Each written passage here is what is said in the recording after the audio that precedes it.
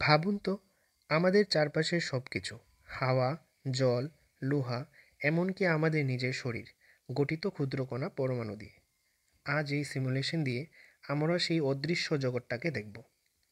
Proton বদলালেই পুরো মৌলের পরিচয় বদলে যায়। যেমন, একটি প্রোটন মানে হাইড্রোজেন, দুটি মানে হিলিয়াম, তিনটি লিথিয়াম।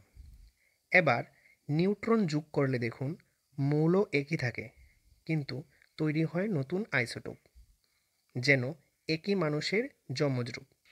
আর ইলেকট্রন, ওরা খুবই দুষ্ট।